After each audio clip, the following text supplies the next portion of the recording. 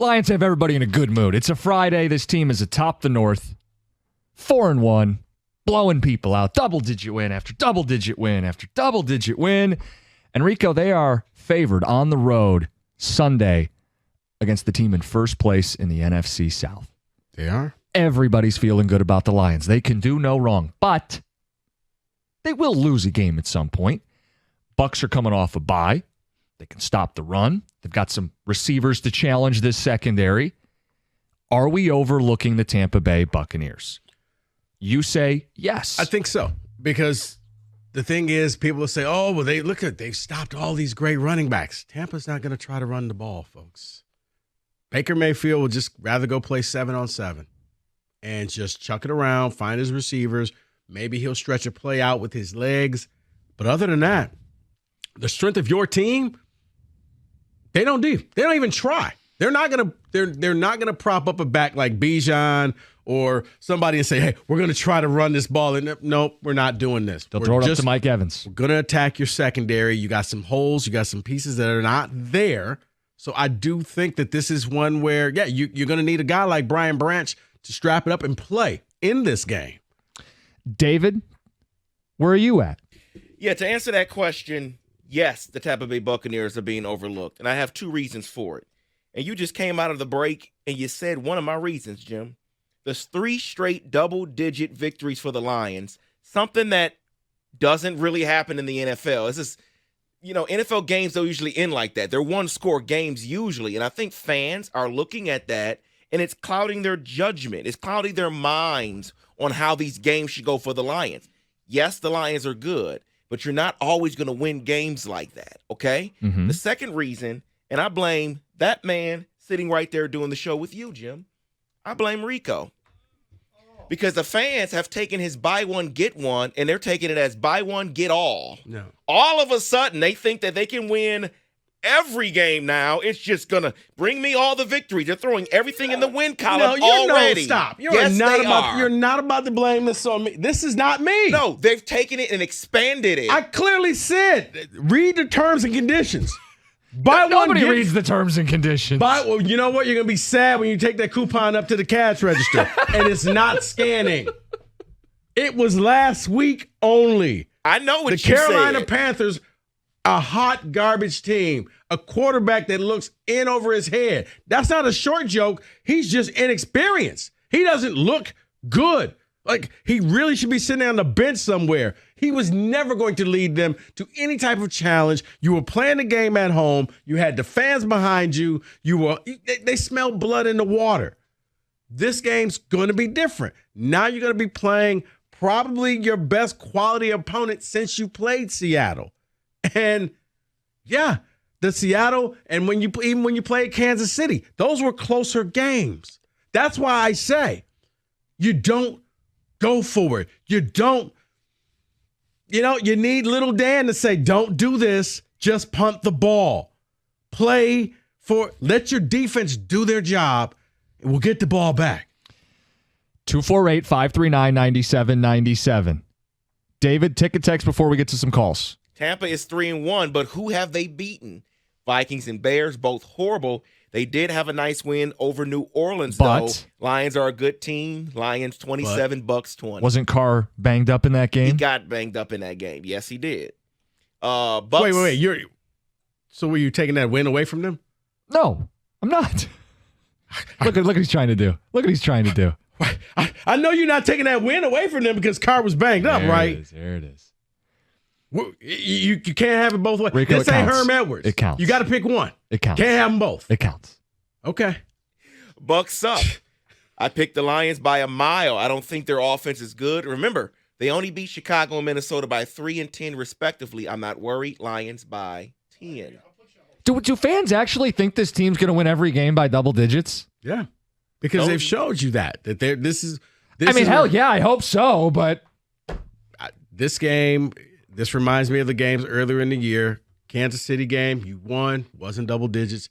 The Seattle game you lost wasn't double digits. It was a close game. Are you surprised by this, though? This fan base doesn't know what this feels like. They don't know how to act. Every game could be a double-digit win in their eyes. It is uncharted territory. It's very uncharted territory. Everybody needs to calm down a little bit. They're not going to win every game. But this fan base has never experienced this level of success before. So you guys anticipate a close game? Yeah. I anticipate a close game. Spread suggests it. You're going on the road. It's going to be a close game. Which is why I say don't gamble. Okay. Well, that's why I think Campbell gives them an edge. Okay, here's the thing, and this is why it's called gambling. You nail it, wow, yes. But if you miss, phone lines are going to be lit up on Monday. Why didn't we just punt the ball? Why didn't we just kick the field goal? When you're playing a game, if they were playing a game against the Niners, then you know what? Go for it. Or like when they played the Rams a few years ago, they onside kick at the beginning of the half. Like, you do that stuff when you feel like we're not on the same page as this team. If you're better than this team, then you don't take the risk. You let them take the unnecessary risk. You play a smart game. I'm not saying play reckless, but if you just get into the red zone with this Tampa team, and they've been very good at forcing field goals, and you just line up and kick a whole bunch of field goals on the road, that's a recipe to losing games in the NFL. Where I think you have an edge is Dan Campbell is not willing to just concede the possession after 3 downs because you do get 4 downs in the NFL. Dan Campbell stumbled upon that in the rule book. You get 4 downs, and he's more willing to use those 4 downs than any other team in football. So if you do end up in a stingy spot, a yard or 2, you are willing to give your line one more chance. And I like that he leans into the strength of this team and gives them one more chance to break through and win. I do think it's a big Dan Campbell game because, Rico, whether it's me or you, whether I'm right or you're right, he's going to play a big role in whether they lose this game or win this game. I just think that you don't have to go this route. I hope that he would listen to me and not you. I would be in the air. Hey, we got a great defense. Let these guys, let them do their thing. So you know what it is? Dan Campbell, he's sitting there and he's got the headset on, but he's got a little Rico on one shoulder and a little Jim on the other shoulder, and he's, go for it, kick it, punt it. I think we know what he's going to do. 248-539-9797. Let's get some phone calls in. We got John. John, you're on 97.1. Hello, guys. It's nice to listen to the radio and not hear Mike yelling on it. So I'm happy you're there, Cookies. I was telling your call screener that this is a game Detroit's going to actually win. I'm going to say 19-10. I don't think Tampa Bay is that good of a football team. And I was telling your call screener that I think it's an insult to compare Baker Mayfield to Geno Smith, because what Geno Smith is doing is the only time I've ever seen this is when Mark Rippon did it back in the 90s, where he came out of nowhere after 6-7 years of doing nothing. I'm actually proud of Geno Smith. But I got a 2-part question for you, Cookies, and I think that a lot of people in your audience want to know this. I remember hearing you when you came on the radio, and I like listening to you. I like your voice, and I think you're knowledgeable. I don't think it's ever been explained to us why they call you Cookies. And my second question is, what kind of cookies do you like? Because I'm going to send you some for Christmas, but I got to know what kind of cookies you like, and you can share them with your friend Rocco over there. But we need some lore on the history behind your nickname. I mean, it's okay. How do you feel about that, Rocco? What's your take on it? All right. Well, you know what? Look, I respect Mr. Costa. He called up to congratulate his son for being on Primetime show. So, you know what? I met him at your birthday party. Yeah, that's Jim's not my father. That's Jim's dad. No, so that's why, yeah. It was not my father. Do we really need to do the nickname thing? It originated on this show. People listening right now should know. It's the whole cookie delivery to the neighbor who mowed the lawn. Don't look at me. I'm sorry, people. Let's go to the next phone. I'm just Rocco. Antoine, get your thoughts. You're on 97.1. First of all, that call made me feel weird, guys. It really did. It was a little uncomfortable. Yeah, but you got to realize that's his father, so that's why I let it go. Stop it. Okay, that was weird. Okay, but listen, fellas. All of this, and I know Tampa's got a good players, Vita Vea, Devin, the kid White, from LSU, and White, yeah. Run. Listen, I know that. But, okay, you keep talking about the runs game they stopped, led by Alexander Madison and Khalil Herbert. And then when they did play against a team with a good offensive line, with a decent running back, I think you know his name, DeAndre Swift, he went for 130 yards. He went for 130 yards on 16 carries. He averaged 8 yards a carry. Like, they went crazy, and Jalen Hurts he only ran for 28 yards. And he turned the ball over twice, and they still found a way to beat Tampa Bay by 14. And we know that the Saints weren't clicking 100% on offense last week without Alvin Kamara still or just getting back to the mix, whatever. So all of these stats that you're presenting talking about, what they've done in a against Justin Fields before they finally figured it out the last couple weeks. And when they did play a good playoff football team, they got beat by 14 at home. So I don't think the Lions are going to win every game. So you're saying blowout. Right. So you're saying blowout. No.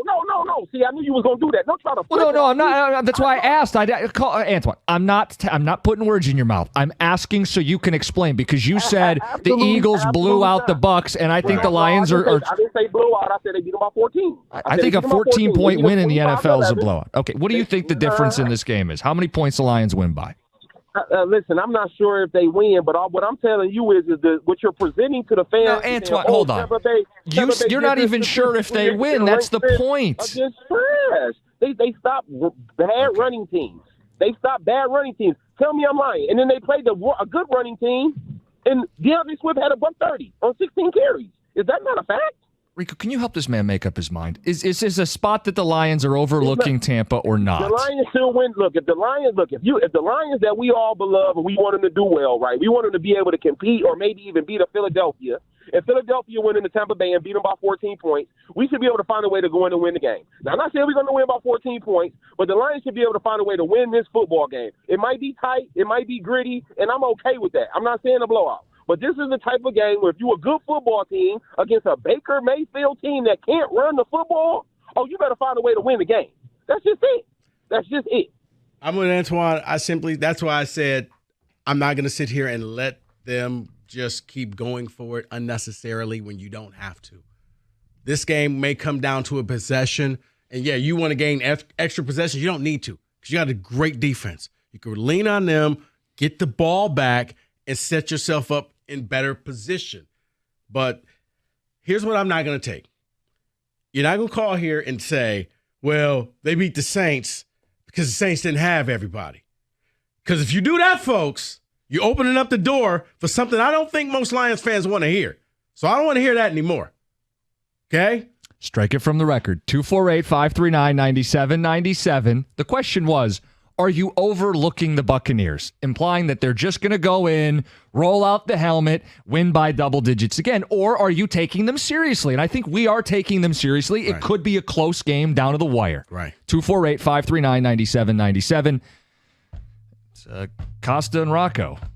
Valenti and Rico, 97.1. It's like a Saturday show.